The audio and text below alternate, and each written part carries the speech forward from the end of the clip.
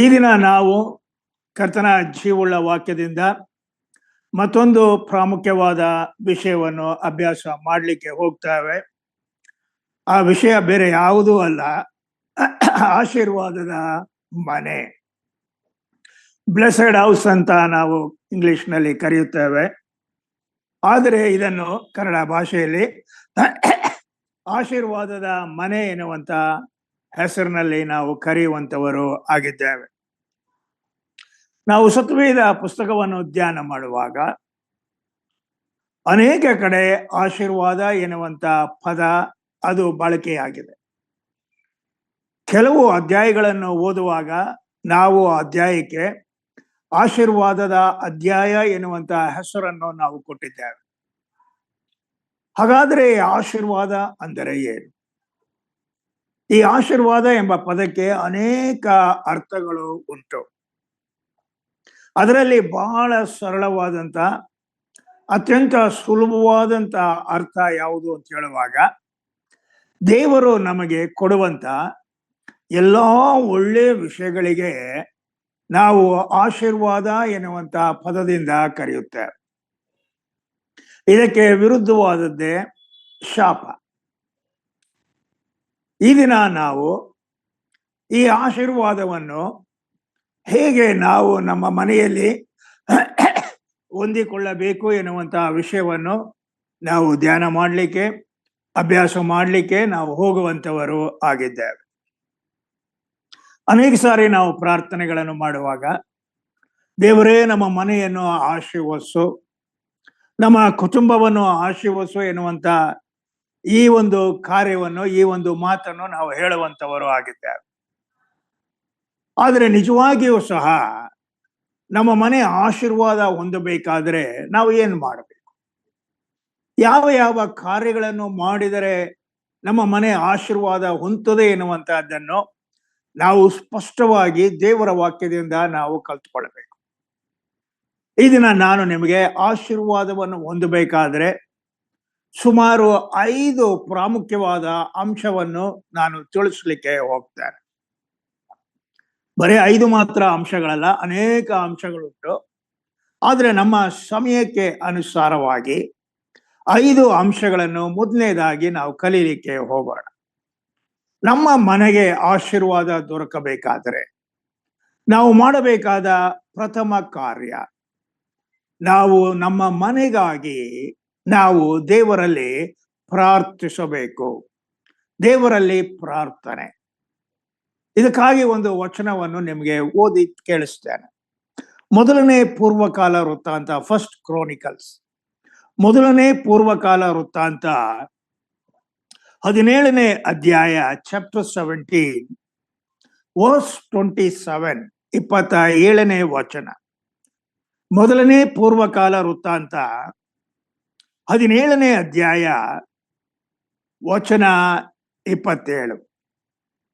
ಈಗ ನೀನು ನಿನ್ನ ಸೇವಕನ ಮನೆಯನ್ನು ಆಶೀರ್ವದಿಸಿ ಅದನ್ನು ಸದಾಕಾಲವು ನಿನ್ನ ಆಶ್ರಯದಲ್ಲಿ ಇಟ್ಟುಕೊಳ್ಳಬೇಕೆಂದು ಮನಸ್ಸು ಮಾಡಿದ್ದಿ. ಯೆಹೋವನೇ, ನೀನು ಅದನ್ನು ಆಶೀರ್ವದಿಸಿದ್ದಿ, ಅದು ನಿತ್ಯವೂ ಸೌಭಾಗ್ಯದಿಂದಿರುವುದು ಎಂದು ಪ್ರಾರ್ಥಿಸಿದನು. ಇದು ಯಾರ ಪ್ರಾರ್ಥನೆ ಅಂತ ಹೇಳುವಾಗ ದಾವೀದನ ಪ್ರಾರ್ಥನೆ.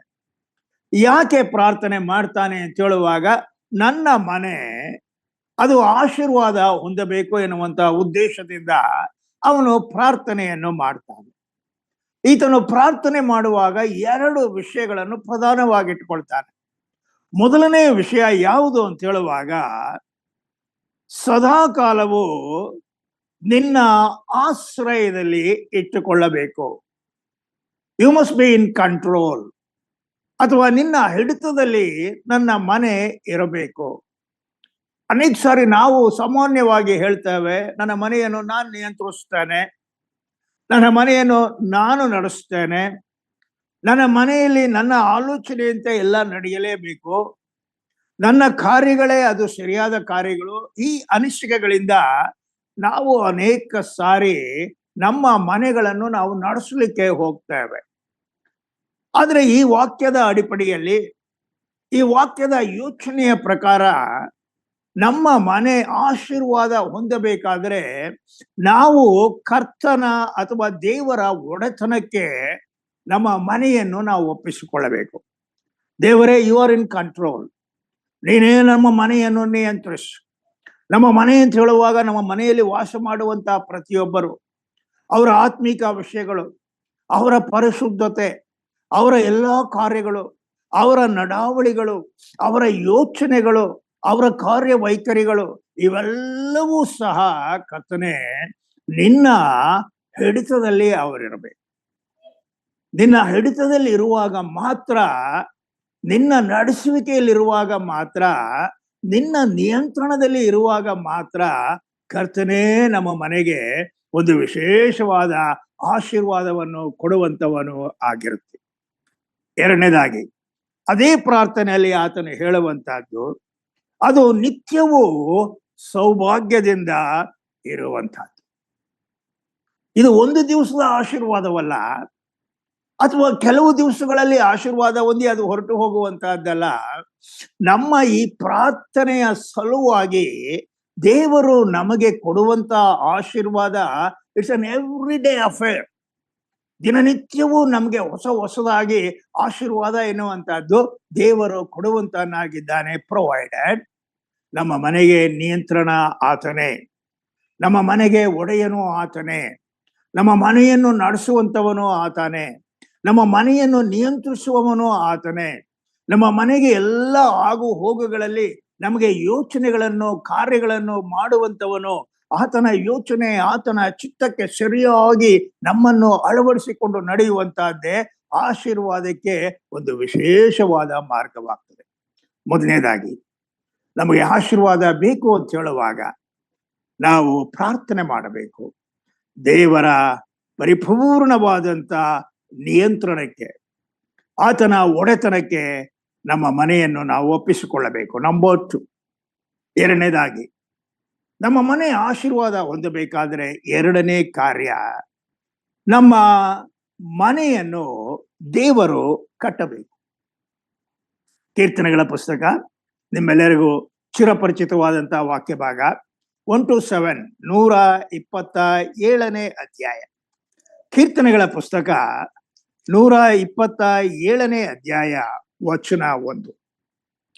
ಇಲ್ಲಿ ಕೀರ್ತನೆಗಾರನು ಬರೆಯುವಾಗ, ಯೆಹೋವನು ಮನೆ ಕಟ್ಟದಿದ್ದರೆ ಅದನ್ನು ಕಟ್ಟುವವರು ಕಷ್ಟಪಡುವುದು ವ್ಯರ್ಥ. What does it mean? ಇದರ ಅರ್ಥವಾದರೂ ಏನು? ಯೆಹೋವನೇ ಮನೆಯನ್ನು ಕಟ್ಟಬೇಕು. ಹಾಗೆ ಕಟ್ಟದಿದ್ದರೆ, ನಾವು ಕಟ್ಟಲಿಕ್ಕೆ ನಾವು ಪ್ರಯತ್ನ ಮಾಡಿದರೆ, ಯೆಹೋವನು ಮನೆ ಕಟ್ಟುವುದು ಅಂತ ಹೇಳುವಾಗ ನಮ್ಮ ಈ ಪ್ರಾಪಂಚಿಕವಾದ ಮನೆಯಲ್ಲ. ನಾವು ಪ್ರಾಪಂಚಿಕವಾದ ಮನೆಯನ್ನು ಕಟ್ಟಬೇಕಾದ್ರೆ ನಾವು ಅನೇಕ ಶ್ರಮ ಪಡ್ತೇವೆ, ಅನೇಕ ರೀತಿಯ ಕಾರ್ಯಗಳನ್ನು ಹಾಕೊಳ್ತೇವೆ, ಅನೇಕ ರೀತಿಯಲ್ಲಿ ಪ್ಲಾನ್ ಮಾಡ್ತೇವೆ. ಇದೆಲ್ಲ ಪ್ರಾಪಂಚಿಕವಾದ ಮನೆಯನ್ನು ಕಟ್ಟೋಣವಾಗುವಂತಹದ್ದು. ಆದ್ರೆ ಇಲ್ಲಿ ಹೇಳುವಂತಹದ್ದು ಮನೆಯನ್ನು ಕಟ್ಟುವಂತಹದ್ದು ಅಂತ ಹೇಳುವಾಗ, ನಮ್ಮ ಮನೆಯಲ್ಲಿ ಇರುವಂತಹ ಕುಟುಂಬದ ಸದಸ್ಯರು ಅವರು ಆತ್ಮಿಕವಾಗಿ ಕಟ್ಟಲ್ಪಡಬೇಕಾದ್ರೆ ಅದು ಯೆಹೋವನಿಂದಲೇ ಆ ಕಾರ್ಯ ನಡೆಯುವಂತಹದ್ದು ಆಗಬೇಕು. ಯೆಹೋವನೇ ಆ ಮನೆಯನ್ನು ಕಟ್ಟಬೇಕು. ನಮ್ಮ ಮನೆ, ಅದಕ್ಕೆ ಅಸ್ಥಿವಾರ, ಆತ್ಮಿಕ ಅಸ್ಥಿವಾರ ಕ್ರಿಸ್ತನೆಂಬುವಂತಹ ಮೂಲೆಗಳು. ಕ್ರಿಸ್ತನ ವಾಕ್ಯದ ಅಡಿಪಡಿಯಲ್ಲಿ, ಕ್ರಿಸ್ತನ ಪರಿಶುದ್ಧತೆಯಲ್ಲಿ, ಕ್ರಿಸ್ತನ ಆತ್ಮಿಕ ಯೋಚನೆಗಳಲ್ಲಿ, ಕ್ರಿಸ್ತನ ಆಜ್ಞೆಯ ಚೌಕಟ್ಟಿನಲ್ಲಿ, ಕ್ರಿಸ್ತನ ನಡೆಸುವಿಕೆಯಲ್ಲಿ, ಕ್ರಿಸ್ತನ ಆಜ್ಞೆಗೆ ಒಳಪಟ್ಟು ನಮ್ಮ ಮನೆ ಎನ್ನುವಂತಹದ್ದು, ಆತ್ಮಿಕ ಮನೆ ಎನ್ನುವಂತಹದ್ದು ಕಟ್ಟಲ್ಪಡಬೇಕು. ನಮ್ಮ ಮನೆಯಲ್ಲಿ ಇರುವಂತಹ ಅನೇಕ ಸದಸ್ಯರುಗಳಲ್ಲಿ ಒಬ್ರು ಕಟ್ಟಲ್ಪಟ್ಟರೆ ಸಾಲೋದಿಲ್ಲ. ಅನೇಕ ಸಾರಿ ನಾವು ಹೀಗೆ ಹೇಳ್ತೇವೆ, ನಾನು ವಿಶ್ವಾಸಿ, ನಾನು ಈ ಕಾರ್ಯ ಮಾಡ್ತೇನೆ, ನಾನು ಆ ಕಾರ್ಯ ಮಾಡ್ತೇನೆ, ನಾನು ಹೀಗೆ ಮಾಡ್ತೇನೆ, ನಾಗೆ ಪಡ್ತೇನೆ. ಅದರಿಂದ ಕಾರ್ಯ ಆಶೀರ್ವಾದ ಸಿಕ್ಕೋದಿಲ್ಲ. ನಮ್ಮ ಮನೆಯವರೆಲ್ಲರೂ ಸಹ, ಯಾರೂ ಹೊರತುಪಡಿಸೋದೆ, ದೊಡ್ಡವರಾಗ್ಬೋದು, ಚಿಕ್ಕವರಾಗ್ಬೋದು, ಯೌವನಸ್ಥರಾಗ್ಬೋದು, ವೃದ್ಧಾಪ್ಯದಲ್ಲಿರುವವರಾಗ್ಬೋದು, ಓವರ್ ಇಟ್ ಮೇ ಬಿ, ಎಲ್ಲರೂ ಸಹ ಆತ್ಮೀಕವಾದ ರೀತಿಯಲ್ಲಿ ಅವರು ಕಟ್ಟಲ್ಪಡಬೇಕು ಎಂದು ಹೇಳ್ತಾರೆ. ಇದಕ್ಕೆ ಒಂದು ಕ್ಲಾಸಿಕ್ ಎಕ್ಸಾಂಪಲ್ ಯೋಬನ ಮನೆಯನ್ನು ನೋಡ್ರಿ. ಯೋಬನ ಮನೆಯನ್ನು ನೋಡುವಾಗ, ಈ ಯೋಬನ ಮನೆ ಅಲ್ಲಿ ಆತ್ಮಿಕ ಕಾರ್ಯಗಳು ನಡೀತಾ ಇತ್ತು. ಇದಕ್ಕೆ ಪ್ರತಿದಿನ ಎನ್ನುವಂತ ಒಂದು ಪದವನ್ನು ಅಲ್ಲಿ ಸೇರಿಸ್ತಾರೆ. It's an every day affair. ಈ ಆತ್ಮಿಕವಾದ ಯಜ್ಞವನ್ನು ಅವರು ಸಮರ್ಪಿಸ್ತಾ ಇದ್ರು ಅಂತ ಹೇಳುವಾಗ, ಯಾವ ದಿನವೂ ತಪ್ಪಿಸದೆ ಪ್ರತಿದಿನವೂ ಸಹ ಆ ಕಾರ್ಯವನ್ನು ಅವರು ಮಾಡ್ತಾ ಇರುವಾಗ, ಅದಕ್ಕೆ ಇರುವಂತ ಆಶೀರ್ವಾದ ಯಾವುದು ಅಂತ ಹೇಳುವಾಗ, ಒಂದು ವೇಳೆ ನೀವು ತೆಗಿಬೇಡ್ರಿ, ಯೋಬನ ಪುಸ್ತಕ 1ನೇ ಅಧ್ಯಾಯ 10ನೇ ವಚನದಲ್ಲಿ ದೇವರು ಅವನ ಮನೆಯ ಸುತ್ತಲೂ ಒಂದು ಬೇಲಿಯನ್ನು ಹಾಕಿದನು. That's A fencing. ಒಂದು ಬೇಲಿಯನ್ನು ಹಾಕ್ತಾನೆ. ಯಾವ ಸೈತಾನನು ಒಳಗಡೆ ಪ್ರವೇಶ ಮಾಡ್ಲಿಕ್ಕೆ ಆಗೋದಿಲ್ಲ. ಯಾವ ದುರಾತ್ಮನ ಸೇನೆಯೂ ಅದರೊಳಗೆ ಹೋಗ್ಲಿಕ್ಕೆ ಸಾಧ್ಯ ಇಲ್ಲ. ಯೋಬನ ಮನೆ ಇಟ್ಸ್ ಸೇಫ್. ಬಹಳ ಸುರಕ್ಷಿತವಾದ ಆಶೀರ್ವಾದದಿಂದ ಆ ಮನೆಯನ್ನು ಆತನು ಕಾಪಾಡ್ತಾನೆ. ಯಾಕೆ? ಕಾರಣ ಇಷ್ಟೇ, ಯೆಹೋವನೇ ಆ ಮನೆಯನ್ನು ಕಟ್ಟಿದ್ದಾನೆ.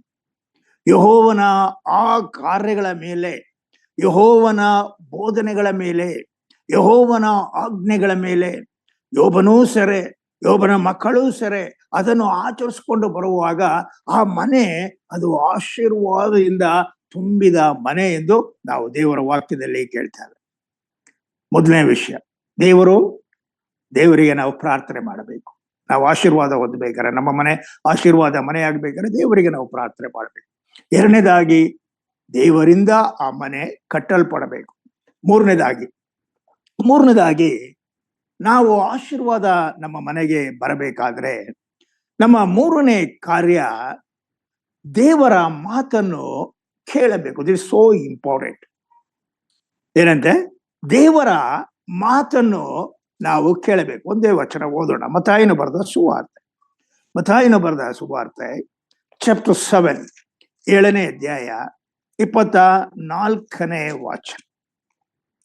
ಮತ್ತಾಯನು ಬರೆದ ಸುವಾರ್ತೆ, book of Matthew's gospel chapter 7 verse 24.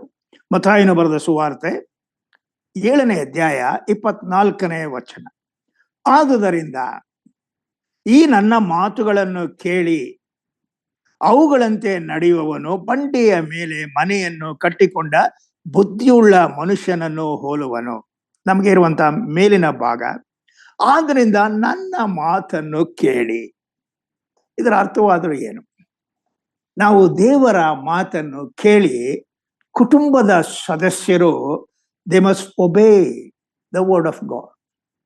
ದೇವರ ವಾಕ್ಯಕ್ಕೆ ನಾವು ವಿಧೇಯರಾಗಬೇಕು.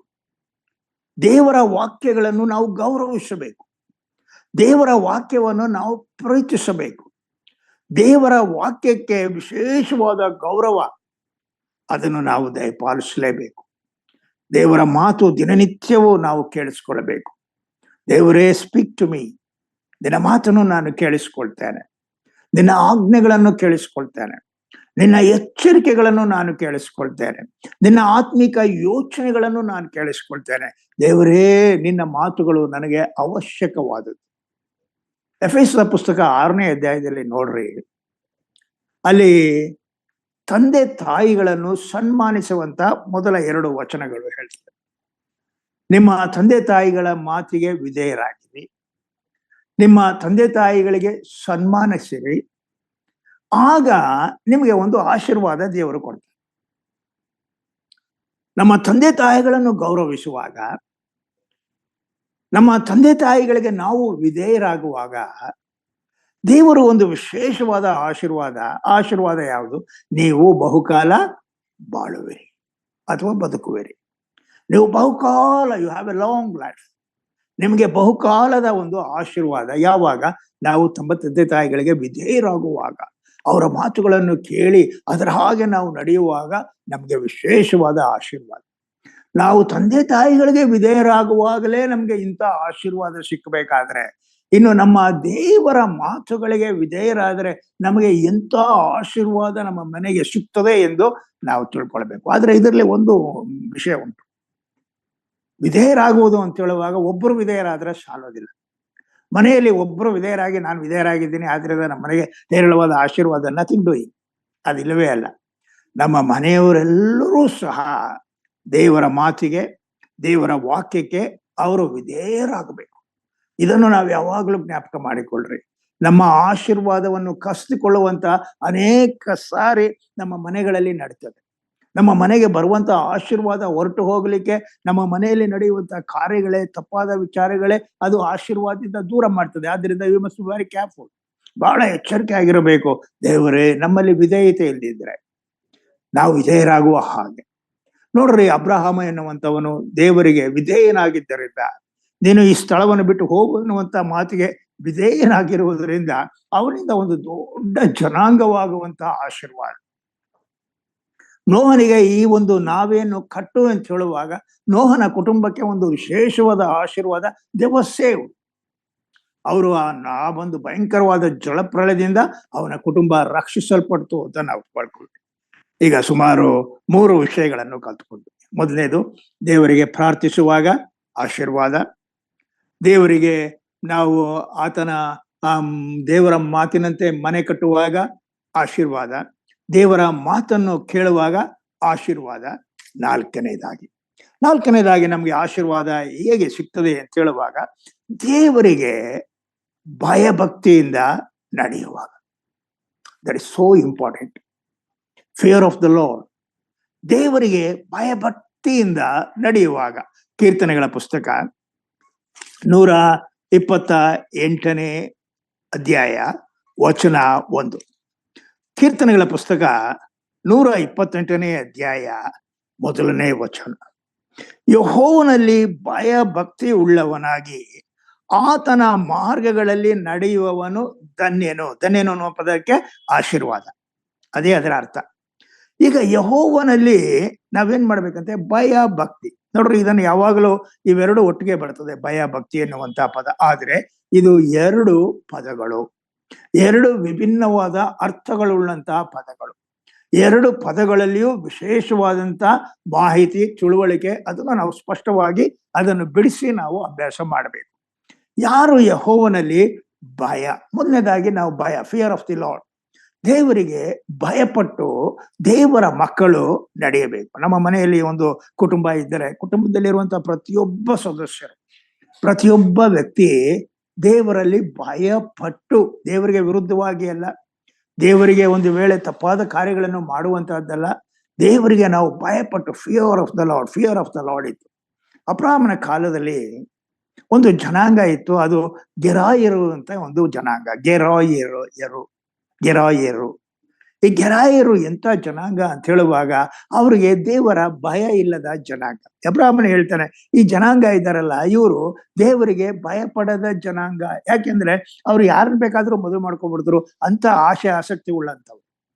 ಸೊದೋಮ್ ಗೊಮೋರ ಪಟ್ಟಣಗಳು ದೇವರಿಗೆ ಭಯಪಡದ ಜನಾಂಗ. ಯಾಕೆ ದೇವರಿಗೆ ಭಯಪಡದ ಜನಾಂಗ ಅಂತ ಹೇಳುವಾಗ ಅವರಲ್ಲಿ ದೇವರ ಭಯ ಭಕ್ತಿ ಯಾವುದೂ ಸಹ ಇಲ್ಲ.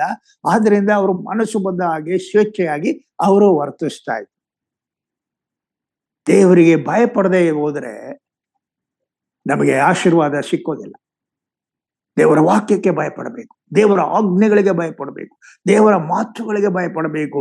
ದೇವರು ನಮ್ಮಲ್ಲಿದ್ದಾನೆ, ನನ್ನನ್ನು ನೋಡ್ತಾ ಇದ್ದಾನೆ, ಪ್ರತಿಯೊಂದು ಕ್ಷಣದಲ್ಲಿಯೂ ನಾನು ಎಲ್ಲ ಕಾರ್ಯದಲ್ಲಿಯೂ ದೇವರು ನನ್ನಲ್ಲಿ ಇದ್ದಾನೆ, ಆದ್ದರಿಂದ ನಾನು ಈ ಕಾರ್ಯಗಳನ್ನು ಮಾಡದೆ ಭಯಪಟ್ಟು ದೇವರನ್ನು ಗೌರವಿಸ್ತೇನೆ ಎನ್ನುವಂತ ಒಂದು ವಿಚಾರ ಇರುವಾಗ ಮಾತ್ರ ನಾವು ಆಶೀರ್ವಾದ ಹೊಂದಲಿಕ್ಕೆ ಪಾತ್ರರಾಗ್ತೇವೆ.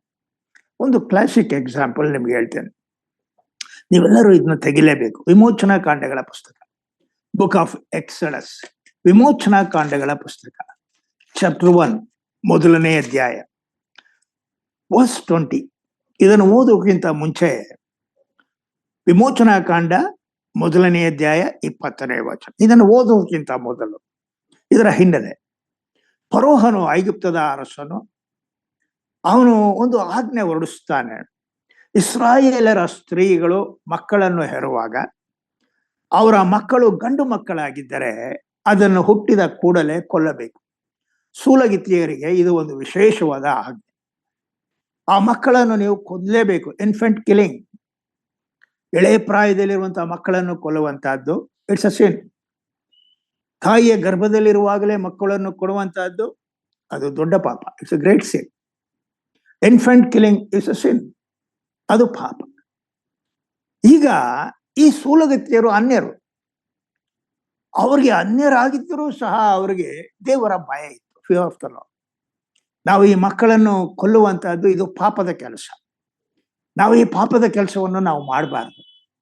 ದೇವರಿಗೆ ಅದು ಮೆಚ್ಚುಗೆ ಆದ್ದಲ್ಲ ಎಂದು ಹೇಳಿ ದೇವರಿಗೆ ಭಯಪಟ್ಟವರು ಅವ್ರೇನ್ ಮಾಡ್ತಿದ್ರು, ಆ ಮಕ್ಕಳು ಹುಟ್ಟಿದ ತಕ್ಷಣವೇ ಅವರನ್ನು ಏನ್ ಮಾಡ್ತಿದ್ರು, ಕೊಲ್ಲದೆ ಬಿಡ್ತಾ ಇದ್ರು.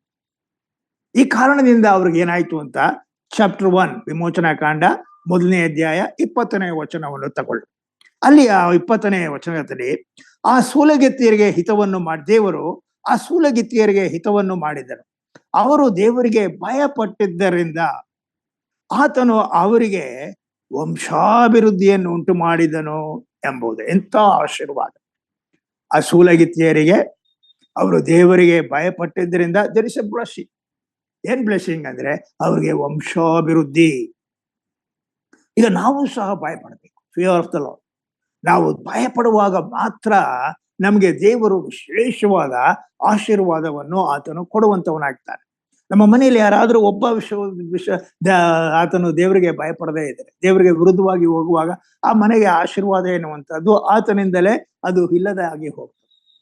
ಪ್ರತಿಯೊಬ್ಬರು ಎಚ್ಚರಿಕೆ ವಹಿಸಬೇಕು. ದೇವರ ವಾಕ್ಯ ಹೀಗೆ ಹೇಳ್ತದೆ, ಭಯಭಕ್ತಿಯುಳ್ಳ ನಡ್ಕೊಳ್ರಿ. ಒಂದು ಕುಟುಂಬ ಅಂತ ಹೇಳುವಾಗ, ಒಂದು ಮನೆ ಅಂತ ಹೇಳುವಾಗ ಅಲ್ಲಿ ವಾಸಿಸುವವರನ್ನೇ ಸೂಚಿಸುತ್ತದೆ, ಅವರ ಆತ್ಮಿಕ ಮೌಲ್ಯಗಳನ್ನು ಅದು ಸೂಚಿಸುತ್ತದೆ.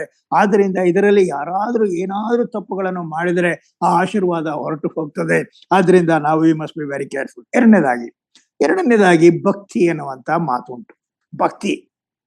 ಭಕ್ತಿ ಎನ್ನುವಂತಹದ್ದು ಏನು ಅಂತ ಹೇಳುವಾಗ, ಭಕ್ತಿ ಎನ್ನುವಂತಹದ್ದು ಪ್ರಾಪಂಚಿಕವಾದ ವಿಷಯಗಳನ್ನು ಬಿಟ್ಟು ಬಿಡುವಂತಹದ್ದೇ ಭಕ್ತಿ ಎನ್ನುವಂತ ಪದಕ್ಕೆ ಇರುವಂತ ಒಂದು ವಿಶೇಷವಾದಂತ ಯೋಚನೆ. ಬುಕ್ ಆಫ್ ಜೇಮ್ಸ್, ಯಾಕೋಬನ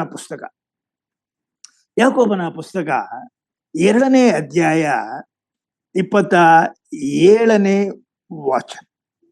ಯಾಕೋಬನ ಪುಸ್ತಕ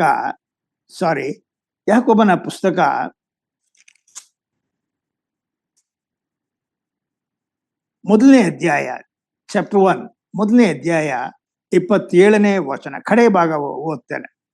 book of James chapter 1 verse 27. ಪ್ರಪಂಚದ ದೋಷವು ಹತ್ತದಂತೆ ನೋಡಿಕೊಂಡಿರುವುದೇ ತಂದೆಯಾದ ದೇವರ ಸನ್ನಿಧಾನದಲ್ಲಿ ಶುದ್ಧವೂ ನಿರ್ಮಲವೂ ಆಗಿರುವ ಭಕ್ತಿ. ಪ್ರಪಂಚದ ದೋಷವು ನಮ್ಮನ್ನು ಹತ್ತದ ಹಾಗೆ ನಾವು ನೋಡಿಕೊಳ್ಳುವಂತಹದ್ದೇ ನಿಜವಾಗಿಯೂ ದೇವರ ಮುಂದೆ ಶುದ್ಧವೂ ನಿರ್ಮಲವೂ ಆಗಿರುವಂತಹ ಭಕ್ತಿ. ಈ ಭಕ್ತಿಯಲ್ಲಿ ನಾವು ವಿಶೇಷವಾಗಿರ್ಬೇಕು. ನಾವು ಪ್ರಪಂಚದಲ್ಲಿದ್ದೇವೆ. ಪ್ರಪಂಚದ ಅನೇಕ ವಿಷಯಗಳು ನಮಗೆ ಬೇಕು. ಹಣ ಬೇಕು, ಮನೆ ಬೇಕು, ಆಹಾರ ಬೇಕು, ಬಟ್ಟೆ ಬೇಕು, ಇವೆಲ್ಲ ಬೇಕು. ಇದೆಲ್ಲ ಇಲ್ಲದೆ ನಾವು ಹೊರತಾಗಿ ನಾವು ಜೀವಿಸಲಿಕ್ಕೆ ಸಾಧ್ಯ ಇಲ್ಲ. ಆದ್ರೆ ಇವುಗಳಿಗಾಗಿಯೇ ನಾವು ಎಲ್ಲವನ್ನು ಬಿಟ್ಟವರಾಗಿ ಅದರ ಬಗ್ಗೆ ನಾವು ಚಿಂತಿಸುತ್ತಾ, ಅದರ ಬಗ್ಗೆ ನಾವು ಆಸೆ ಪಡುತ್ತಾ, ಲೋಕದ ಆಶೆಯಿಂದ ತುಂಬಿಕೊಳ್ಳುವಂತಹದ್ದು ದಟ್ ಬಿಕಮ್ಸ್ ಎ ಸಿನ್. ಅದು ಆಶೀರ್ವಾದವನ್ನು ದೂರ ಮಾಡ್ತದೆ. ಲೋಕವನ್ನಾಗಲಿ ಲೋಕದಲ್ಲಿರುವಂತವುಗಳನ್ನಾಗಲಿ ನೀವು ಪ್ರೀತಿಸಬೇಡ್ರಿ. ಲೋಕದ ಸ್ನೇಹ ದೇವರಿಗೆ ಅದು ವೈರತ್ವವನ್ನು ಕೊಡ್ತದೆ. ಆದ್ರಿಂದ ದೇವರ ಮಕ್ಕಳು ಬಹಳ ಎಚ್ಚರಿಕೆ ಆಗಿರೋಣ. ನಾವು ಈ ಕಾರ್ಯವನ್ನು ಮಾಡದೆ ದೇವರಿಗೆ ಭಯಭಕ್ತಿ ಉಳ್ಳವರಾಗಿ ನಡೆಯುವಂತಹದ್ದು ವಿಶೇಷವಾದದ್ದು. ಇದು 4ನೇ ಅಂಶ. ನಮ್ಮ ಮನೆಗೆ ಆಶೀರ್ವಾದ ಬರಬೇಕಾದ್ರೆ ನಮ್ಮ ಮನೆಯಲ್ಲಿರುವಂತಹ ಪ್ರತಿಯೊಬ್ಬರೂ ಸಹ ದೇವರಿಗೆ ಭಯಪಡುವಂತಹ ತಿಳುವಳಿಕೆ ಸಣ್ಣ ಪ್ರಾಯದಿಂದಲೇ ಇರ್ಬೋದು, ಮಧ್ಯ ವಯಸ್ಸಿನಲ್ಲೇ ಇರ್ಬೋದು, ಯೌವನ ಪ್ರಾಯದಲ್ಲೇ ಇರ್ಬೋದು, ವೃದ್ಧಾಪ್ಯ ಜೀವಿತದಲ್ಲೇ ಇರ್ಬೋದು. ನಾವು ದೇವರಿಗೆ ಭಯಪಟ್ಟು ನಡೆಯುವಂತಹದ್ದೇ ವಿಶೇಷವಾದದ್ದು. ನಂಬರ್ 5, 5ನೇದಾಗಿ ದೇವರನ್ನು ನಂಬಿದವರಾಗಿರ್ಬೇಕು. ನಮ್ಮ ಮನೆ ಅಂತ ಹೇಳುವಾಗ, ವಿಶ್ವಾಸಿಗಳು ಒಂದು ಕುಟುಂಬ ಅಂತ ಹೇಳುವಾಗ ಅದನ್ನು ವಿಶೇಷವಾದ ರೀತಿಯಲ್ಲಿ ನಾವು ಆಶೀರ್ವಾದದ ಮನೆ ಆಗಬೇಕಾದ್ರೆ ನಮ್ಮ ಮನೆಯಲ್ಲಿ ಇರುವಂತಹ ಪ್ರತಿಯೊಬ್ಬರೂ ಸಹ ದೇವರನ್ನು ನಂಬಿದವರು ಆಗಿರಬೇಕು. ದೇವರ ಮೇಲೆ ಇರುವಂತಹ ನಂಬಿಕೆ ನಮ್ಮನ್ನು ಆಶೀರ್ವಾದಕ್ಕೆ ನಡೆಸ್ತದೆ.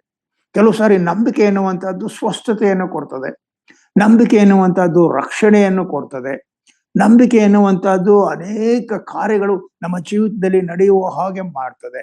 ಆದ್ರೆ ನಂಬಿಕೆ ಎನ್ನುವಂತಹದ್ದು ಪರಲೋಕದ ಆಶೀರ್ವಾದವನ್ನು ಭೂಲೋಕದಲ್ಲಿರುವಂತಹ ನಮ್ಮ ಮನೆಗೆ ತರುವಂತಹದ್ದು ನಮ್ಮ ನಂಬಿಕೆ. ನಾವು ನಂಬಿಕೆಯಿಂದ ತುಂಬಿದವರಾಗಿರಬೇಕು. ಒಂದು ವಚನ, ಯೋಬನ ಪುಸ್ತಕ 5ನೇ ಅಧ್ಯಾಯ 24ನೇ ವಚನ. ಬುಕ್ ಆಫ್ ಜೋಬ್ 5ನೇ ಅಧ್ಯಾಯ 24ನೇ ವಚನ. Chapter 5 verse 24. ಯೋಬನ ಪುಸ್ತಕ 5ನೇ ಅಧ್ಯಾಯ 24ನೇ ವಚನ. ನಿನ್ನ ಗುಡಾರಕ್ಕೆ ಅಪಾಯವಿಲ್ಲವೆಂದು ನಿನಗೆ ಗೊತ್ತೇ ಇರುವುದು.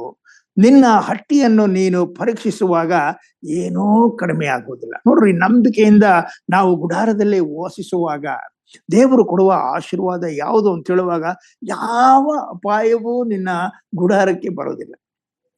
ಯಾವ ಅಪಾಯ. ಎರಡನೇದಾಗಿ, ನಿನ್ನ ಹಟ್ಟಿಯಲ್ಲಿ, ನಿನ್ನ ಮನೆಯಲ್ಲಿ ನೀನು ಪರೀಕ್ಷಿಸುವಾಗ ಅಲ್ಲಿ ಯಾವ ಕಡಿಮೆ ಆಗಿರುವಂತಹದ್ದು ಇರುವುದಿಲ್ಲ. ದೇವರ ಮಕ್ಕಳು, ಈ ದಿನ ನಾವು 5 ವಿಷಯಗಳನ್ನು ನಾವು ಕಲ್ತ್ಕೊಂಡ್ವಿ. ಯಾವುದು 5 ವಿಷಯ ಅಂತ ಹೇಳುವಾಗ, ದೇವರೇ ನಮ್ಮ ಮನೆ ಆಶೀರ್ವಾದ ಹೊಂದಬೇಕು, ನಮ್ಮ ಮನೆಗೆ ಒಳ್ಳೇದು ಬರಬೇಕು. ಆ ಒಳ್ಳೇದು ಬರೋದ್ರಿಂದ ಒಂದು ಸೆಂಟೆನ್ಸ್, ದೇವರೇ ನಮ್ಮ ಮನೆಯನ್ನು ಆಶೀರ್ವದಿಸು ಅಂದ್ರೆ ಇಟ್ ಡಸಂಟ್ ವರ್ಕ್ ಔಟ್, ಅದು ಕೆಲಸ ಮಾಡೋದಿಲ್ಲ. ಆದ್ರೆ ನಮ್ಮ ಮನೆಯಲ್ಲಿ ಇಂಥ ಕಾರ್ಯಗಳಿದ್ದು ನಾವು ಕೇಳಬೇಕು.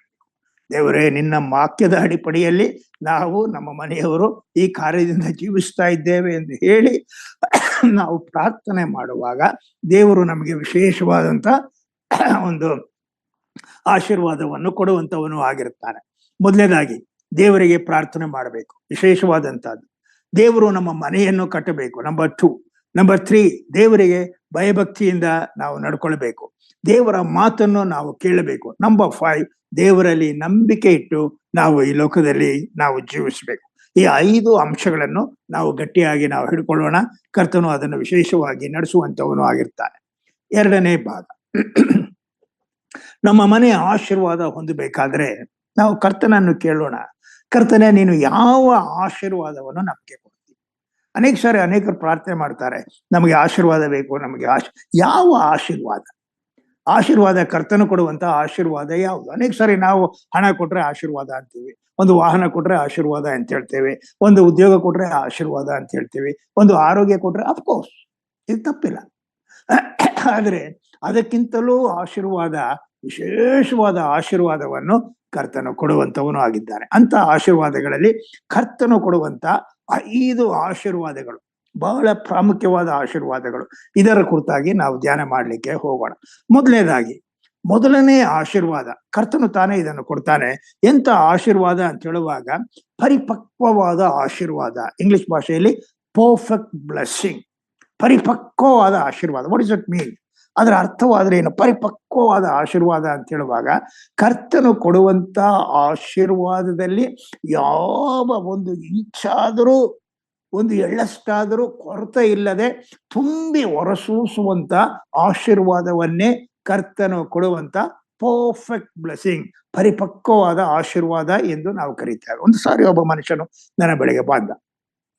ಅವನು ಸ್ವಲ್ಪ ಹಣದ ಸಮಸ್ಯೆಯಲ್ಲಿದ್ದ.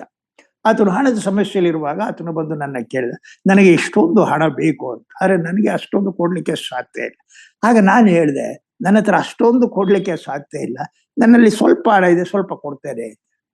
ಆದ್ರೆ ಆತನಿಗೆ ಕೊಟ್ಟಂತ ಸ್ವಲ್ಪ ಹಣ ಆತನ ಕೊರತೆಯನ್ನು ನೀಗಿಸ್ಲಿಕ್ಕೆ ಸಾಧ್ಯ ಇಲ್ಲ. ಹಣ ಕೊಟ್ಟಿರ್ಬೋದು, ಆದ್ರೆ ಆ ಕೊರತೆಯನ್ನು ನೀಗಿಸ್ಲಿಕ್ಕೆ ಸಾಧ್ಯ ಇಲ್ಲ. ಅನೇಕ ಸಾರಿ ನಾವು ಮನುಷ್ಯ ಮಾತ್ರದವರು ಆ ರೀತಿಯಾಗಿ ನಾವು ಕೊಡ್ತೇವೆ. ಆದ್ರೆ ಕರ್ತನು ಕೊಡುವಂತಹದ್ದು ಯಥೇಚ್ಛವಾಗಿ ಅಂದ್ರೆ ತುಂಬಿ ಹೊರಸೂಸುವಂತಹದ್ದು. ಇದಕ್ಕೆ ಒಂದು ವಚನ ನಾನು ಓದ್ತೇನೆ. ಫಿಲಿಪಿಯವರಿಗೆ ಬರೆದ ಪುಸ್ತಕ, ಬುಕ್ ಆಫ್ ಫಿಲಿಪಿಯನ್ಸ್, ಫಿಲಿಪಿಯವರಿಗೆ ಬರೆದ ಪುಸ್ತಕ, ಚಾಪ್ಟರ್ 4, ನಿಮ್ಮೆಲ್ಲರಿಗೆ ಚಿರಪರಿಚಿತವಾದಂತ ವಾಕ್ಯ ಭಾಗ, 4ನೇ ಅಧ್ಯಾಯ, ವಚನ 19. ಫಿಲಿಪಿಯವರಿಗೆ ಬರೆದ ಪುಸ್ತಕ 4ನೇ ಅಧ್ಯಾಯ 19ನೇ ವಚನ.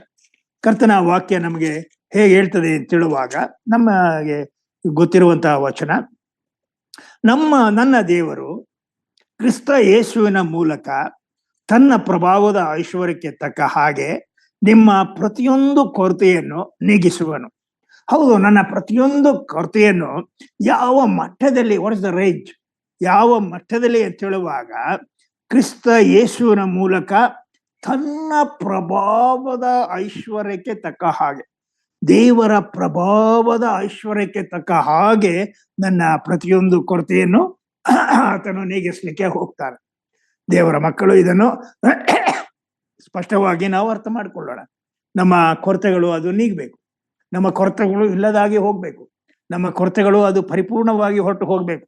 ಅಂಥ ರೀತಿಯಲ್ಲಿ ದೇವರು ಆ ಕೊರತೆಗಳನ್ನು ನೀಗುವ ಹಾಗೆ ಆ ಕಾರ್ಯವನ್ನು ಮಾಡ್ತಾನೆ. ಮೊದಲನೇದಾಗಿ ಕರ್ತನು ನೀಗಿಸುವಂತಹ ಕೊರತೆ ಯಾವುದು ಅಂತ ಹೇಳುವಾಗ ಆತ್ಮೀಕ ಕೊರತೆ. ನಮ್ಮ ಮನೆಯನ್ನು ನೋಡ್ರಿ, ನಮ್ಮ ಮನೆಯಲ್ಲಿ ಒಂದು ಸಮಸ್ಯೆಗಳನ್ನು ನಾವೇ ಕಾಣಬಹುದು. ನಮ್ಮ ಮನೆಯಲ್ಲಿ ನಾನು ಒಂದು ವೇಳೆ ಆತ್ಮಿಕ ವ್ಯಕ್ತಿ ಆಗಿರ್ಬೋದು, ಇನ್ನೊಬ್ರು ಆತ್ಮಿಕ ವ್ಯಕ್ತಿ ಆಗಿರ್ಬೋದು. ಆದ್ರೆ ಮಿಕ್ಕವರು ಯಾರು ಆತ್ಮಿಕ ವ್ಯಕ್ತಿಗಳ ಆಗದೇ ಇರುವಂತಹ ಸ್ಥಿತಿಯಲ್ಲಿರುವಾಗ ಅದು ಒಂದು ಕೊರತೆ. ಆ ಮನೆಗೆ ಆಶೀರ್ವಾದಕ್ಕೆ ಕೊರತೆ. ಆ ಕೊರತೆಯನ್ನು ನೀಗಿಸಬೇಕಾದ್ರೆ ನಾವು ಕರ್ತನ ಮುಂದೆ, ದೇವರೇ ನಮ್ಮ ಮನೆಯಲ್ಲಿ ಈ ಕೊರತೆ ಇದೆ, ಏನು ಆತ್ಮಿಕ ಕೊರತೆ, ನಮ್ಮ ಮಕ್ಕಳಲ್ಲಿ ಆತ್ಮಿಕ ಕೊರತೆ ಇದೆ, ನಮ್ಮ ಮಕ್ಕಳು ಸರಿಯಾದ ರೀತಿಯಲ್ಲಿ ಆತ್ಮಿಕತೆಯಲ್ಲಿ ಬೆಳೀತಾ ಇಲ್ಲ, ಆತ್ಮಿಕ ಜ್ಞಾನ ಇಲ್ಲ, ಆತ್ಮಿಕ ರೀತಿಯಲ್ಲಿ ಅವರು ಯಾವ ಕಾರ್ಯವನ್ನು ಮಾಡ್ತಾ ಇಲ್ಲ, ಪ್ರಪಂಚಿಕರಾಗೇ ಇದ್ದಾರೆ. ದೇವರೇ ಈ ಕೊರತೆಯನ್ನು ನೀಗಿಸು ಎಂದು ನಾವು ಕೇಳುವಾಗ ಕರ್ತನು ತಾನೇ ಅವರಿಗೆ ವಿಶೇಷವಾದ ಆತ್ಮಿಕ ಕೊರತೆಗಳನ್ನು ನೀಗಿಸಿ ತನ್ನ ಪ್ರಭಾವದ ಐಶ್ವರ್ಯದ ಮೇರೆಗೆ ಅದನ್ನು ನೀಗಿಸುವಂತವನು ಆಗಿರ್ತಾನೆ. ನಂಬರ್ 2, ಎರಡನೇದಾಗಿ ಪ್ರೀತಿಯ ಕೊರತೆ.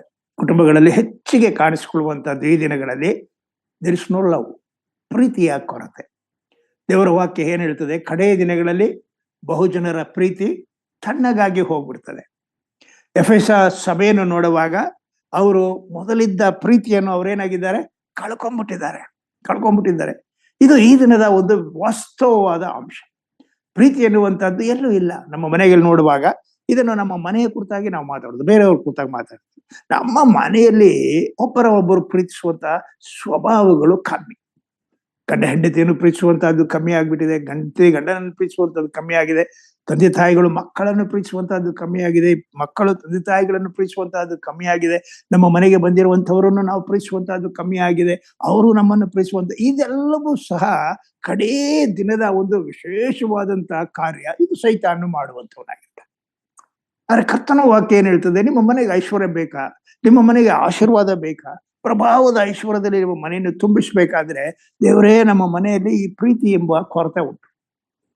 Although I am A preacher, although I can teach the word of god. ಆದ್ರೆ ನಮ್ಮ ಮನೆ ಒಳಗೆ ನಾವು ನೋಡುವಾಗ ಇಂಟೀರಿಯರ್ ಒಂದು ಆಂತರ್ಯದಲ್ಲಿ ನಾವು ನೋಡುವಾಗ ನಮ್ಮ ಮನೇಲಿ ಯಾರಿಗೂ ಪ್ರೀತಿ ಇಲ್ಲ. ಸುಮ್ಮನೆ ನಾವು ಹೇಳ್ತೀವಿ ಪ್ರೀತಿ ಪ್ರೀತಿ ಅಂತ, ಹೊರಗಡೆ ಎಲ್ಲ ಹೇಳ್ತೀವಿ, ಆದ್ರೆ ಒಳಗಡೆ ಯಾವ ಪ್ರೀತಿನೂ ಇಲ್ಲ. ಬಿ ಕೇರ್ಫುಲ್, ಎಚ್ಚರಿಕೆ ಆಗಿರೋಣ. ಆ ಪ್ರೀತಿಯನ್ನು ಹುಟ್ಟಾಕ್ರಿ. ದೇವರೇ ನಾವು ಪ್ರೀತಿಸ್ಬೇಕು. ಯಾರು ಪ್ರೀತಿಯನ್ನು ಹುಟ್ಟಾಕ್ತಾರೋ ಅಲ್ಲಿ ದೇವರ ಆಶೀರ್ವಾದ. ದೇವರೇ ನಿನ್ನ ವಾಕ್ಯ ನಮ್ಗೆ ಹೇಳ್ತದೆ, ಒಬ್ಬರೊಬ್ಬರು ಲವ್ ಒನ್ ಅನದರ್, ಒಬ್ಬರನ್ನೊಬ್ಬರು ಪ್ರೀತಿಸ್ರಿ ಅಂತ ಹೇಳ್ತಾ ಇದೆ. ನಾವು ಪ್ರೀತಿಸಲೇಬೇಕು, ಅದು ವಿಶೇಷವಾದ ಆಜ್ಞೆ. ಮೂರನೇದಾಗಿ ನಮ್ಮಲ್ಲಿರುವಂತಹ ಕೊರತೆ ಯಾವುದು ಅಂತ ಹೇಳುವಾಗ ಅನ್ಯೋನ್ಯತದ ಕೊರತೆ. ಇದು ಬಹಳ ಪ್ರಾಬಲ್ಯವಾಗಿ ಬೆಳಿತಾವೆ. ಅನ್ಯೋನ್ಯತೆ, ದೇರ್ ಇಸ್ ನೋ ಯೂನಿಟಿ. ಮೊದಲನೇದಾಗಿ ನಾವು ಬೇರೆ ಕಡೆ ಯೂನಿಟಿ ಇಲ್ಲ ಅಂತ ಹೇಳ್ತೀವಿ, ಆದ್ರೆ ನಮ್ಮ ಮನೆಯಲ್ಲೇ ಯೂನಿಟಿ ಇಲ್ಲ.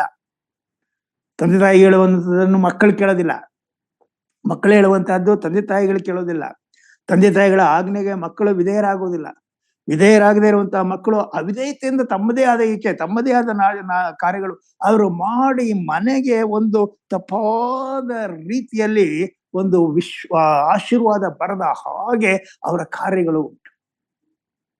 What is the reason? ಇದಕ್ಕೆ ಕಾರಣ ಏನು ಅಂತ ಹೇಳುವಾಗ ತಂದೆ ತಾಯಿಗಳು, ಮಕ್ಕಳು, ನಾವೆಲ್ಲರೂ ಒಟ್ಟಾಗಿ ಅನ್ಯೋನ್ಯತೆಯಿಂದಿರಬೇಕು.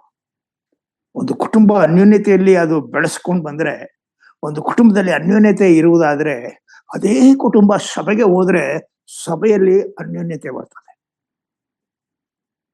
ಮುಂದೆ ನಾವು ಕೀರ್ತನೆಗಳ ಪುಸ್ತಕದಲ್ಲಿ ನಾವು ನೋಡ್ತೇವೆ, ಆಹಾ ಸಹೋದರರು ಒಂದಾಗಿರುವಂತಹದ್ದು ಇಟ್ಸ್ ಗುಡ್ ಅಂಡ್ ಪ್ಲೆಸೆಂಟ್. ಕಡೆಯಲ್ಲಿ ಆ ಅಧ್ಯಾಯದ ಕಡೆ ಭಾಗದಲ್ಲಿ ನೋಡುವಾಗ ಅಲ್ಲಿ ನನ್ನ ಆಶೀರ್ವಾದವನ್ನು ನಾನು ಸುರಿಸ್ತೇನೆ. ಯಾಕೆ ಆಶೀರ್ವಾದ ಕೊಡ್ತಾರೆ ಕೇಳ್ರಿ ಸ್ವಾಮಿ, ಈ ಕಾರ್ಯವನ್ನು ನಾವು ಅನ್ಯೋನ್ಯವಾಗಿದ್ರೆ ಆಶೀರ್ವಾದ ಕೊಡ್ತೀಯ ಅಂತ ಹೇಳುವಾಗ, ನೀನು ನನ್ನ ವಾಕ್ಯಗಳಿಗೆ ಅನುಸಾರವಾಗಿ ಅನ್ಯೋನ್ಯತೆಯಿಂದ ನೀನು ಇರುವುದರಿಂದ ನಾನು ನಿನಗೆ ಆಶೀರ್ವಾದ ಕೊಡ್ತೀನಿ. ಸುಮ್ಮನೆ ನಾನು ಆಶೀರ್ವಾದ ಕೊಡೋದು. ನಮ್ಮ ಮನೆಯಲ್ಲೇ ಅನ್ಯೋನ್ಯತೆ ಇಲ್ಲ ಅಂದ್ರೆ ನಾವು ಹೇಗೆ ಆಶೀರ್ವಾದ ಇರಕ್ಕೆ ಸಾಧ್ಯ ಉಂಟು? ನನ್ನ ಮನೆಯಲ್ಲೇ ನಾನು ಅನ್ಯೋನ್ಯತೆ ಇಲ್ಲದೆ ಇರುವಾಗ ನಾನು ಸಭೆಯಲ್ಲಿ ಹೋಗಿ ಅನ್ಯೋನ್ಯತೆ ಅಂತ ಹೇಳುವಂಥದ್ದು ಏನಿದೆ? ನನ್ನ ಅಣ್ಣ ತಮ್ಮಿದ್ರು, ನನ್ನ ಅಕ್ಕ ತಮ್ಮಿರೊಂದಿಗೆ ನಾನು ಅನ್ಯೋನ್ಯತೆ ಇಲ್ಲ ಅಂದ್ರೆ ನಾನು ಆಶೀರ್ವಾದ ಹೊಂದಲಿಕ್ಕೆ ಸಾಧ್ಯ ಉಂಟು? ಇನ್ನು ಬೇರೆ ಸಹೋದರರೊಂದಿಗೆ ಅನ್ಯೋನ್ಯತೆ, ಇಟ್ಸ್ ನಾಟ್ ಸೋ ಈಸಿ. ದೇವರ ಮಕ್ಕಳು ಇದನ್ನು ಅರ್ಥ ಮಾಡ್ಕೊಳ್ರಿ. ದೇವರೇ ನೀನು ಕೊಡುವಂತ ಆಶೀರ್ವಾದ ಅದು ಪರಿಪಕ್ವವಾದ ಆಶೀರ್ವಾದ, ಪರ್ಫೆಕ್ಟ್ ಬ್ಲೆಸ್ಸಿಂಗ್. ನಮಗೆ ಇಂಥ ಆಶೀರ್ವಾದವನ್ನು ಕೊಡು. ನಾಲ್ಕನೇದಾಗಿ ನಮ್ಮ ಕೊರತೆ ಯಾವುದು ಅಂತ ಹೇಳುವಾಗ, ಇದು ಯಾವಾಗಲೂ ಎಲ್ಲ ಕಡೆ ಇರುವಂತಹ ಕೊರತೆ ಏನು ಅಂತ ಹೇಳುವಾಗ, ಮನೆಯಲ್ಲಿ ರಕ್ಷಣೆ ಹೊಂದದೇ ಇರುವಂತಹ ಸ್ಥಿತಿ. ಮನೆಯಲ್ಲಿ ಇಬ್ಬರೇ ರಕ್ಷಣೆ ಹೊಂದಿರ್ತಾರೆ, ಮ್ಯಾಕ್ಸಿಮಮ್ 3 ಜನ ರಕ್ಷಣೆ ಹೊಂದಿರ್ಬೇಕಾದ್ರೆ ಅದು ದೊಡ್ಡ ವಿಷಯ ಅಂತ ನಾನು ಎಣಿಸ್ತೇನೆ. ಆದ್ರೆ ಮಿಕ್ಕಿದವ್ರು ಯಾರು ಸಹ ರಕ್ಷಣೆ ಹೊಂದಿರೋದಿಲ್ಲ. ಮಿಕ್ಕಿದವ್ರು ಯಾರು ರಕ್ಷಣೆ ಹೊಂದಿರೋದಿಲ್ಲ, ಸುಮ್ಮನೆ ಅವರಿದ್ದಾರೆ ವಿಶ್ವಾಸಿಗಳ ಅಂತ ಹೇಳ್ಕೊತಾರೆ. ಆದ್ರೆ ನಿಜವಾಗಿ ರಿಯಾಲಿಟಿಯಲ್ಲಿ ಬರುವಾಗ ಅವ್ರ ರಕ್ಷಣೆ ಇಲ್ಲ, ರಕ್ಷಣೆಯ ಬೆಳವಣಿಗೆ ಇಲ್ಲ, ರಕ್ಷಣೆಯ ಫಲಗಳಿಲ್ಲ, ರಕ್ಷಣೆಯ ಕಾರ್ಯಗಳಿಲ್ಲ, ರಕ್ಷಣೆಯ ಆನಂದ ಇಲ್ಲ, ರಕ್ಷಣದ ನಡಾವಳಿ ಇಲ್ಲ, ಯಾವುದು ಇಲ್ಲದ ಹಾಗೆ ಅವರು ಆ ರೀತಿಯಾಗಿ ಜೀವಿಸ್ತಿದ್ರೆ ಇದರಿಂದ ಏನಾಗ್ತದೆ ಅಂತ ಹೇಳುವಾಗ ಕರ್ತನ ಆಶೀರ್ವಾದಕ್ಕೆ ಕೊರತೆಗಳು ಬರ್ತದೆ. ದೇವರ ಮಕ್ಕಳ ವಿಶೇಷವಾದ ರೀತಿಯಲ್ಲಿ ನಮ್ಮ ಕುಟುಂಬದಲ್ಲಿ ಪ್ರತಿಯೊಬ್ಬರೂ ರಕ್ಷಣೆ ಹೊಂದಬೇಕು. House hold salvation is so important. ಇದು ಬಹಳ ಅತಿ ಪ್ರಾಮುಖ್ಯವಾದ ವಿಷಯಗಳು. ಆದ್ದರಿಂದ ನಮ್ಮ ಕೊರತೆಗಳು ಇದೇ ಕೊರತೆಗಳು: ಪ್ರೀತಿಯ ಕೊರತೆ, ಅನ್ಯೋನ್ಯತೆಯ ಕೊರತೆ, ಹಾಗೂ ಆತ್ಮಿಕ ಕೊರತೆ, ಹಾಗೂ ನಮ್ಮ ಕೊರತೆಯಲ್ಲಿ ರಕ್ಷಣೆಯ ಕೊರತೆ. ಇದು ನಮ್ಮ ಮನೆ ಒಳಗಡೆ ಇರುವಂತಹ ವಿಷಯಗಳು, ಹೊರಗಡೆ ಆ ವಿಷಯ ಅಲ್ಲ, ಒಳಗಡೆ ಇರುವಂತಹ ವಿಷಯಗಳು. ಈ ವಿಷಯಗಳೇ ನಮ್ಗೆ ಏನಕ್ಕೆ ತರ್ತದೆ ಅಂತ ಹೇಳುವಾಗ ಯಾವ ವಿಧವಾದ ಆಶೀರ್ವಾದ ತಾರದ ಹಾಗೆ ಇರ್ತದೆ. ನಂಬರ್ 2. ಎರಡನೇದಾಗಿ ಮತ್ತೊಂದು ಆಶೀರ್ವಾದ, ಇದು ಬಹಳ ವಿಶೇಷವಾದಂತಹದ್ದು, ಮಕ್ಕಳ ಆಶೀರ್ವಾದ. ಮೊದಲನೇದು ಪರ್ಫೆಕ್ಟ್ ಬ್ಲೆಸ್ಸಿಂಗ್, ಪರಿಪಕ್ವವಾದ ಆಶೀರ್ವಾದ. ಎರಡನೇ ಆಶೀರ್ವಾದ ಮಕ್ಕಳ ಆಶೀರ್ವಾದ, ಬ್ಲೆಸ್ಸಿಂಗ್ ಆಫ್ ದ ಚಿಲ್ಡ್ರನ್. ನಾವು ಯಾವಾಗಲೂ ಸಹ ನಾವು ಹೀಗೆ ಕೇಳ್ತೇವೆ, ದೇವರೇ ನಮಗೆ ಮಕ್ಕಳಿಲ್ಲ, ಮಕ್ಕಳನ್ನು ಕೊಡು, ಮಕ್ಕಳನ್ನು ಕೊಡಪ್ಪ ಅಂತ ನಾವು ಬೇಡ್ಕೊಳ್ತೇವೆ. ದೇವರು ಅದಕ್ಕೆ ಅನುಗುಣವಾಗಿ ಮಕ್ಕಳನ್ನು ಕೊಡ್ತಾರೆ. ಪುತ್ರ ಸಂತಾನವು ಯೆಹೋವನಿಂದ ಬಂದ ಸ್ವಾಸ್ಥ್ಯವು, ಗರ್ಭಫಲವು ಆತನ ಬಹುಮಾನವೇ. Children are the heritage. ಪುತ್ರರು ಅಂತಿಲ್ಲ, ಚಿಲ್ಡ್ರನ್ ಆರ್ ದ ಹೆರಿಟೇಜ್.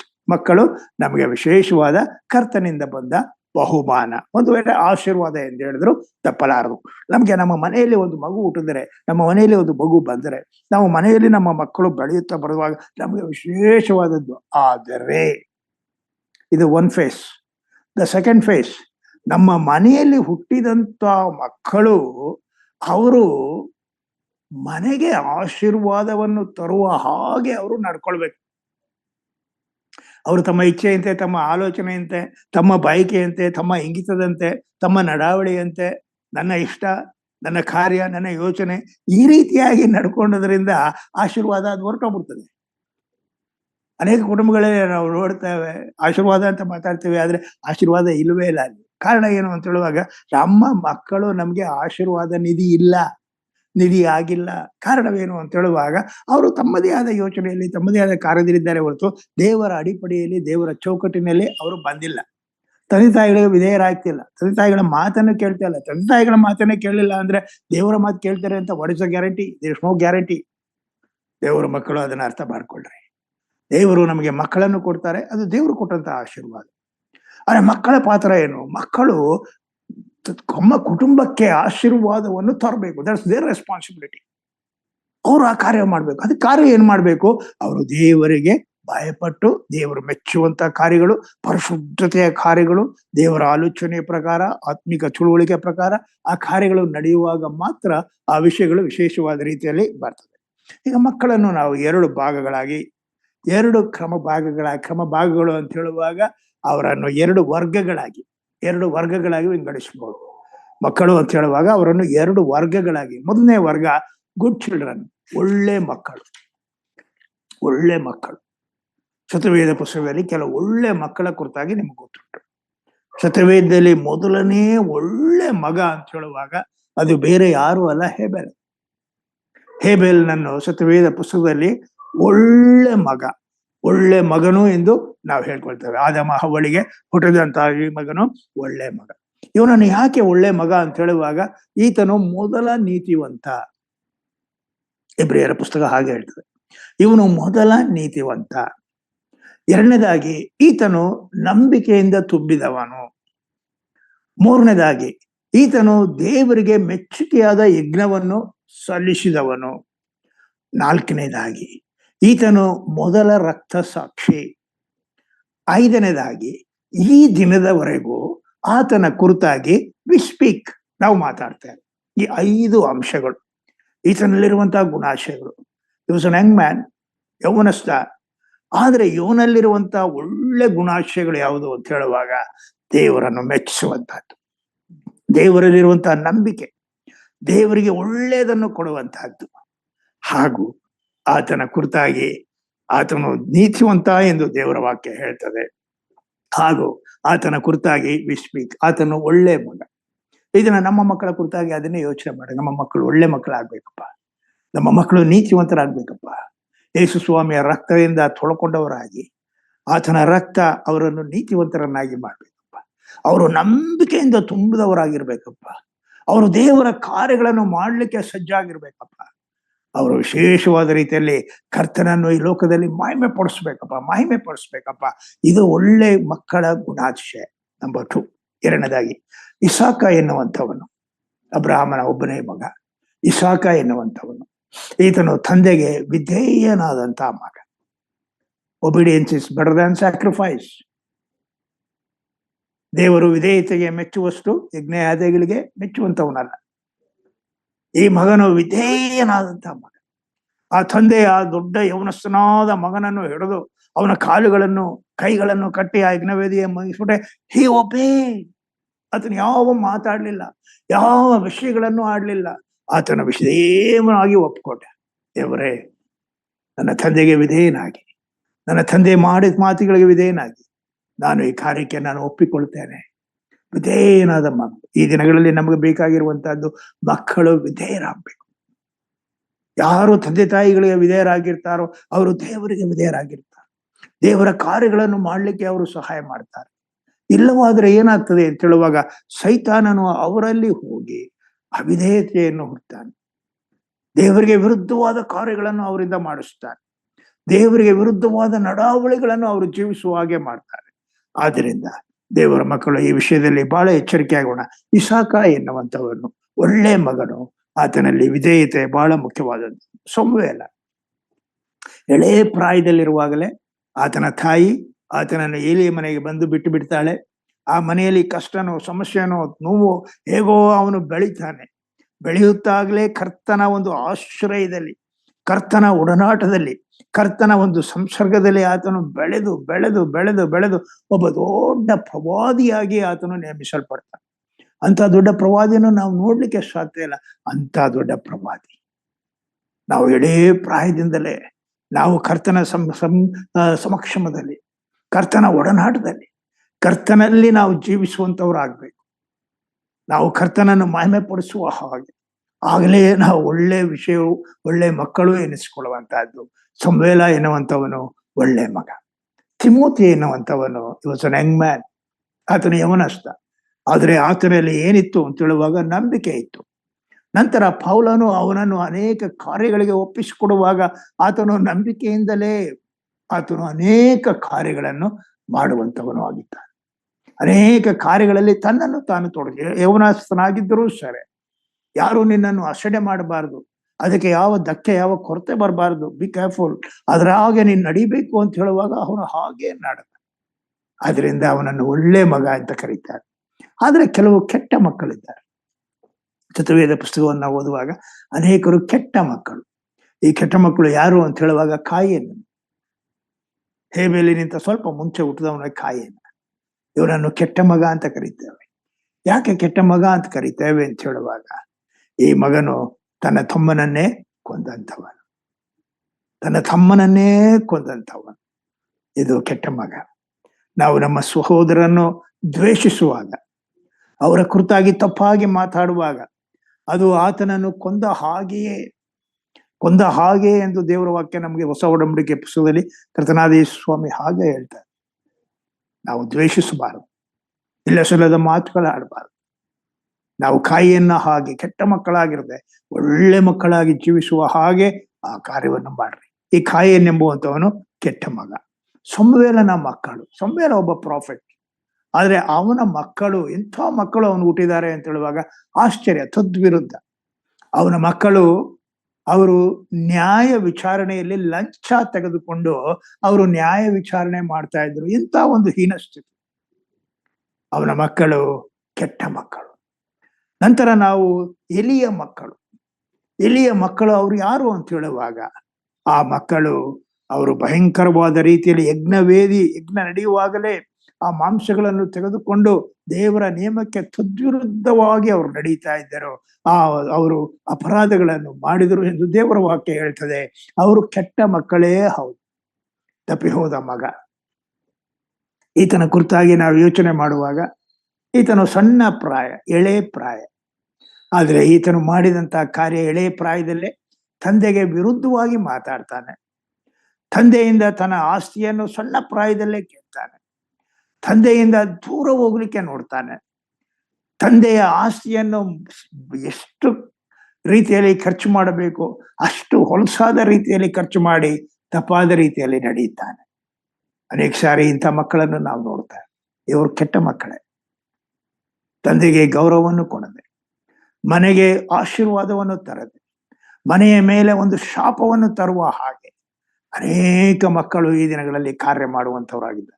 ಆದ್ದರಿಂದ ನಾವು ದೇವರ ಬಳಿಗೆ ಮಕ್ಕಳ ಆಶೀರ್ವಾದಕ್ಕಾಗಿ ಬೇಡಿಕೊಳ್ಳುವಾಗ ಪುಟಬೋರ್ ಒಂದು ವಚನವನ್ನು, ಒಂದು ಯೋಚನೆಯನ್ನು ಹಾಕಿರಿ. ದೇವರೇ, ನನ್ನ ಮಕ್ಕಳು ನಿನ್ನಿಂದ ನಿಯೋಜಿಸಲ್ಪಡಬೇಕು, ನಿನಗಾಗಿ ಅವರು ಜೀವಿಸಬೇಕು. ನನಗಾಗಿ ಜೀವಿಸುವುದಲ್ಲ, ನಮಗಾಗಿ ಜೀವಿಸುವುದಂತಲ್ಲ, ನಿನಗಾಗಿ ಅವರು ಜೀವಿಸಬೇಕು. ನನ್ನ ಮಕ್ಕಳು ನಿನ್ನ ಮಹಿಮೆ ತರುವ ಹಾಗೆ ನಿನ್ನ ಕಾರ್ಯದ ಪ್ರಕಾರ ಅವರು ಇರಬೇಕು ಎಂದು ನಾವು ಕೇಳಿಕೊಳ್ಳುವಾಗ ಅದನ್ನೇ ಮಕ್ಕಳ ಆಶೀರ್ವಾದ ಎಂದು ನಾವು ಕರೆಯುತ್ತೇವೆ. ಇದು ಪ್ರತಿಯೊಂದು ಮನೆಗೆ ಅವಶ್ಯಕವಾಗಿರುವಂತಹದ್ದು. ಯಾಕೆ ಅಂತ ಹೇಳುವಾಗ, ತಂದೆ ತಾಯಿಗಳು ಒಂದು ವೇಳೆ ಒಳ್ಳೆ ಗುಣಾಶಯದಿಂದ ಇರಬಹುದು, ಆದ್ರೆ ಅದನ್ನು ಹಾಳು ಮಾಡುವಂತವರು ಮಕ್ಕಳೇ ಆಗಿರ್ತಾರೆ. ಅವ್ರಿಗೆ ತಪ್ಪಾದ ಹೆಸರುಗಳನ್ನು, ತಪ್ಪಾದ ಕಾರ್ಯಗಳನ್ನು ಮಾಡುವವರು ಮಕ್ಕಳೇ ಆಗಿರ್ತಾರೆ. ಆದ್ರಿಂದ ಈ ಮಕ್ಕಳಿಗಾಗಿ ನಾವು ಕಿರ್ಚಿಕೊಳ್ಳೋಣ, ಮಕ್ಕಳಿಗಾಗಿ ನಾವು ಬೇಡಿಕೊಳ್ಳೋಣ.